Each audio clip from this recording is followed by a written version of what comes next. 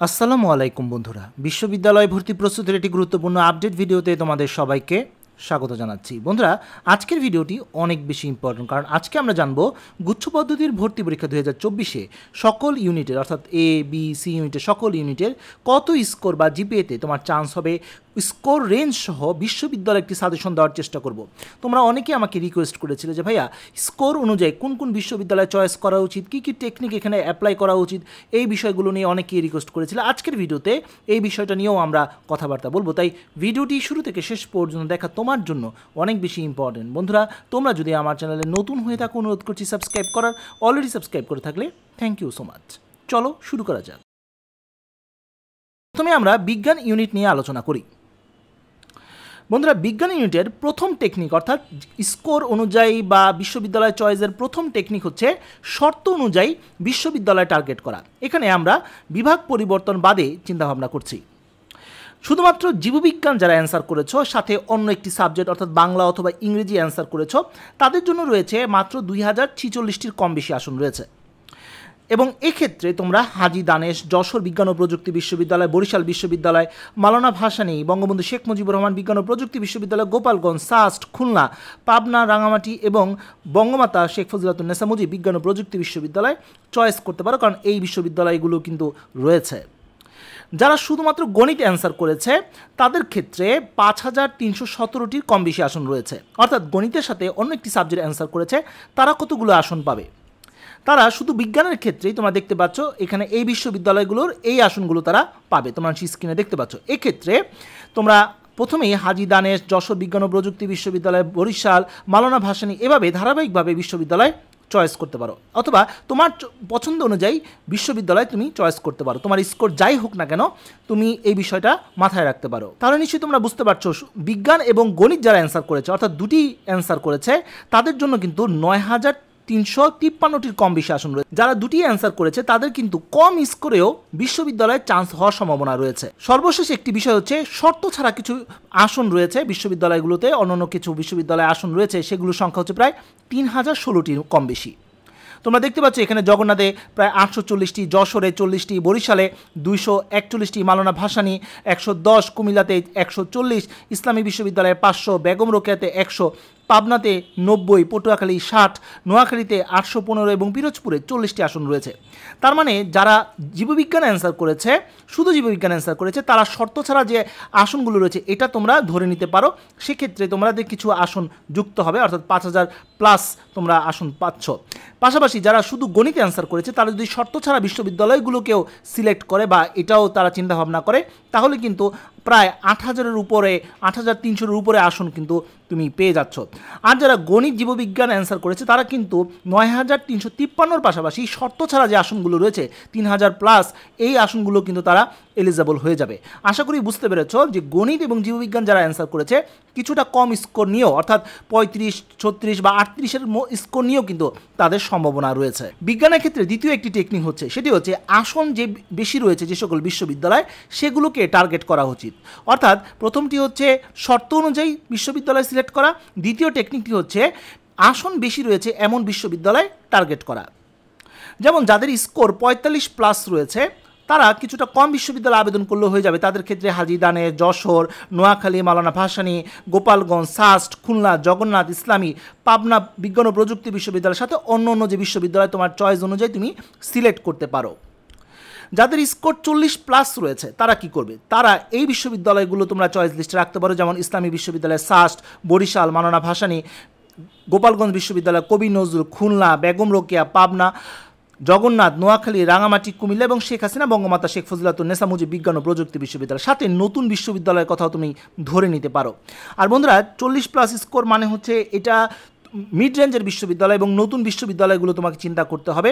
আর আসন বেশি রয়েছে এমন বিশ্ববিদ্যালয় তুমি চিন্তা করলে সেক্ষেত্রে তোমার চান্স পাওয়ার পসিবিলিটি অনেকাংশেই বেড়ে যাবে। যাদের স্কোর 35+ রয়েছে তারা কি করবে, বা 35-এর কম রয়েছে তারা কি করবে? 35+ যাদের রয়েছে তারা মোটামুটি যদি একটু বেশি বিশ্ববিদ্যালয়ে আবেদন করো, নতুন বিশ্ববিদ্যালয়, মিড রেঞ্জের বিশ্ববিদ্যালয়গুলো যদি আবেদন করো, পাশাপাশি আসন বেশি রয়েছে, যেমন বরিশাল বিশ্ববিদ্যালয়, বেগম রোকেয়া, গোপালগঞ্জ, নোয়াখালী, বেগম রোকেয়া, জাতীয় কবি কাজী নজরুল ইসলাম বিশ্ববিদ্যালয়, এই বিশ্ববিদ্যালয়গুলোতে কিন্তু আসন সংখ্যা বেশি রয়েছে, তাই চান্স পাওয়ার পসিবিলিটি অনেকাংশেই বেড়ে যাবে। তবে যাদের স্কোর 30 থেকে 30, 31, 32 বা 33 এই স্কোর যাদের পেয়েছো তাদের কিন্তু চান্স পাওয়ার পসিবিলিটি নেই বললেই চলে। তবে তাদের মধ্যে যারা জীববিজ্ঞান এবং ম্যাথ অ্যান্সার করেছো, দুটোই অ্যান্সার করেছো, তারা চাইলে নতুন যে বিশ্ববিদ্যালয়গুলো রয়েছে সেগুলোতে আবেদন করে রাখতে পারো। সেক্ষেত্রে হয়তো বা একটি সুযোগ হতেও পারে, তবে সেটার কোনো নিশ্চয়তা নেই। তবে 35+ যাদের রয়েছে প্লাস বায়োলজি এবং ম্যাথ অ্যান্সার করেছে তাদের কিন্তু ভালোই সুযোগ রয়েছে। ঠিকভাবে চয়েস করলে, বিশ্ববিদ্যালয় চয়েস করলে, সঠিকভাবে যদি চয়েস লিস্টটা পূরণ করতে পারো তাহলে কিন্তু তোমাদেরও সুযোগ আসবে ইনশাআল্লাহ। এবার আসি মানবিক শাখা। মানবিক শাখায় টেকনিকটি হচ্ছে আসন বেশি যে বিশ্ববিদ্যালয়গুলো রয়েছে সেই বিশ্ববিদ্যালয়ে টার্গেট নেওয়া যেতে পারে। মানবিকের পরীক্ষা আজকে শেষ হলো বন্ধুরা। পরীক্ষা নিয়ে তোমাদের মধ্যে একটি মিশ্র প্রতিক্রিয়া রয়েছে। তোমরা অনেকেই বলেছো পরীক্ষা ভালো হয়েছে, কেউ বলেছো পরীক্ষা স্ট্যান্ডার্ড হয়েছে, কেউ বলেছো ইংরেজি প্রশ্নটা কিছুটা কঠিন হয়েছে গত বছরের তুলনায়, কেউ আবার বলেছো মোটামুটি হয়েছে। রেজাল্ট পাবলিশ হওয়ার পরেই মূলত আমরা বুঝতে পারবো যে রেজাল্টের রেঞ্জটা কেমন হচ্ছে, অর্থাৎ কত রেঞ্জে, কত স্কোরের রেঞ্জে শিক্ষার্থীদের সংখ্যাটা বেশি। তাহলে আরও স্পেসিফিকভাবে আমরা বলতে পারবো কোন বিশ্ববিদ্যালয় তুমি চয়েস করতে পারবে। আপাতত অর্থাৎ রেজাল্ট পাবলিশ হওয়ার আগ পর্যন্ত আমরা একটি ধারণা করে নিই, যাদের স্কোর 55+ রয়েছে তারা এই বিশ্ববিদ্যালয়ের কথা ভাবতে পারো, অর্থাৎ জগন্নাথ, ইসলামী, বরিশাল, গোপালগঞ্জ, বেগম রোকেয়া, সাস, খুলনা, জাতীয় কবি কাজী নজরুল ইসলাম বিশ্ববিদ্যালয়, পাবনা, অন্য যে বিশ্ববিদ্যালয়গুলো রয়েছে, পাশাপাশি নতুন যে বিশ্ববিদ্যালয়গুলো রয়েছে সেটার ব্যাপারে তুমি ভাবতে পারো। যাদের স্কোর 50+ রয়েছে, আর্টসের শিক্ষার্থী, তারা এই বিশ্ববিদ্যালয়ের কথা চিন্তা করতে পারো, যেমন ইসলামী বিশ্ববিদ্যালয়, বরিশাল, গোপালগঞ্জ, বেগম রোকেয়া, কবি নজরুল, কুমিল্লা, খুলনা, পাবনা, রবীন্দ্র বিশ্ববিদ্যালয়, শেখ হাসিনা বিশ্ববিদ্যালয়, বঙ্গমাতা, রাঙামাটি, অন্য যে বিশ্ববিদ্যালয় প্লাস নতুন যে বিশ্ববিদ্যালয়গুলো রয়েছে সেই বিশ্ববিদ্যালয় চিন্তা করতে পারো। মোট কথা যত বেশি তুমি আবেদন করবে তত কিন্তু তোমার সুযোগ বাড়বে। সর্বশেষ যাদের 45+ স্কোর রয়েছে বা কিছুটা কম রয়েছে তারা তো অবশ্যই মিড রেঞ্জে যে বিশ্ববিদ্যালয়গুলো রয়েছে সেগুলো, পাশাপাশি নতুন যে বিশ্ববিদ্যালয়গুলো রয়েছে সেগুলো, এবং যে সকল বিশ্ববিদ্যালয় শর্তের ব্যাপারে শিথিলযোগ্য, পাশাপাশি আসন বেশি রয়েছে, এই টেকনিকগুলো অর্থাৎ 4টি বিষয় মাথায় রেখে যদি তুমি আবেদন করো তাহলে কিন্তু তোমার পসিবিলিটি বেড়ে যাবে। এবার আসি বাণিজ্য ইউনিট। এখানেও একই ধরনের অর্থাৎ মানবিকের মতোই বিষয়টি আসবে। পরীক্ষা হলে, রেজাল্ট পাবলিশ হলে আরও স্পেসিফিকভাবে আমরা বলতে পারবো। যাদের স্কোর 55+ রয়েছে তারা কিন্তু এই বিশ্ববিদ্যালয়ের কথা ভাবতে পারো। যাদের স্কোর 50+ রয়েছে তারা এই বিশ্ববিদ্যালয়ের কথা চিন্তা করতে পারো, অর্থাৎ মিড রেঞ্জের আর কিছু টপ বিশ্ববিদ্যালয়ের পাশাপাশি নতুন বিশ্ববিদ্যালয় তোমরা ভাবতে পারো। পাশাপাশি যাদের স্কোর 45+ রয়েছে বা কিছুটা কম রয়েছে, নতুন বিশ্ববিদ্যালয়, আসন বেশি রয়েছে এমন বিশ্ববিদ্যালয়, মিড রেঞ্জের বিশ্ববিদ্যালয়গুলো রয়েছে, এবং যে সকল বিশ্ববিদ্যালয়ে শর্তের ব্যাপারে শিথিল করেছে সে সকল বিশ্ববিদ্যালয় তুমি ভাবতে পারো। আশা করি মোটামুটি একটি ধারণা তোমাদের হয়ে গেছে।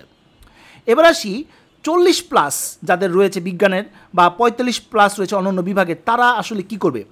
যারা এর মধ্যে মার্কস পেয়েছো তাদের অবশ্যই কৌশলী হতে হবে, অর্থাৎ বিভিন্ন টেকনিক তোমাকে অ্যাপ্লাই করতে হবে। এই বিষয়গুলো নিয়ে আগামীতেও ধাপে ধাপে বিভিন্ন ভিডিও থাকবে, হাতে কলমে তোমাদেরকে দেখিয়ে দিব। আর তোমরা চ্যানেলটি সাবস্ক্রাইব করে রাখো, তাহলে এই সংক্রান্ত সবসময় তুমি আপডেট পেয়ে যাবে। কিছুটা আশার বাণীও তোমাদেরকে দিতে চাই, সেটি হচ্ছে ঢাবি, রাবি, চবি, জাহাঙ্গীরনগর বিশ্ববিদ্যালয়, এছাড়া আরও অনেক জায়গায় কিন্তু শিক্ষার্থীরা ইতিমধ্যে ভর্তি হয়ে গেছে বা ভর্তি হবে। তাই এখানে অনেক শিক্ষার্থী এমন রয়েছে যারা এই বড় বড় বিশ্ববিদ্যালয়গুলোতে ভর্তি হয়ে গেছে, তারা কিন্তু গুচ্ছেও আবেদন করেছিল এবং পরীক্ষাও দিয়েছে। তারা কিন্তু বড় বড় বিশ্ববিদ্যালয়ে ছেড়ে এখানে আসার সম্ভাবনা খুবই কম। তাই প্রতি বছরে কিন্তু জিএসটিতে আসন ফাঁকা থাকে। তাই এখানে কিন্তু তোমাকে শেষ পর্যন্ত অপেক্ষা করতে হবে। ফার্স্ট মেরিটে কিছুটা বেশি স্কোর প্রয়োজন হবে, যত মেরিট সামনের দিকে যাবে তত কিন্তু কাট অফ মার্ক এবং মেরিট পজিশনটা কিন্তু তুমি কম নিয়েও চান্স পেয়ে যাবে। যত বেশি বিশ্ববিদ্যালয় আবেদন করবে, বিশ্ববিদ্যালয় সিলেক্ট করবে, তত কিন্তু তোমার সুযোগ আসবে, এটা কিন্তু বারবার বলছি। তো শিক্ষাবর্ষে কিন্তু এমন অনেক শিক্ষার্থী রয়েছে যারা ভালো স্কোর পাওয়ার পর, অর্থাৎ 55+ পাওয়ার পরও কিন্তু অনেক বিশ্ববিদ্যালয়ে তারা চান্স পায়নি। কারণ হচ্ছে তারা কম বিশ্ববিদ্যালয় আবেদন করেছিল।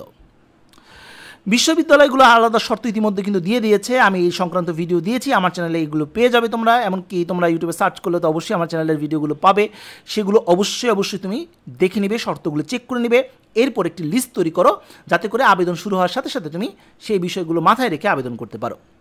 যাই হোক বন্ধুরা, এই ছিল আজকের মতো ভিডিও। পরবর্তী আপডেট এবং সঠিক তথ্যের জন্য আমার চ্যানেলটি সাবস্ক্রাইব করে রাখার অনুরোধ রইল। তো বন্ধুরা, আজ এ পর্যন্তই। সবাই ভালো থাকো, সুস্থ থাকো, দেখা হবে আগামী কোনো ভিডিওতে। সে পর্যন্ত আল্লাহ হাফেজ।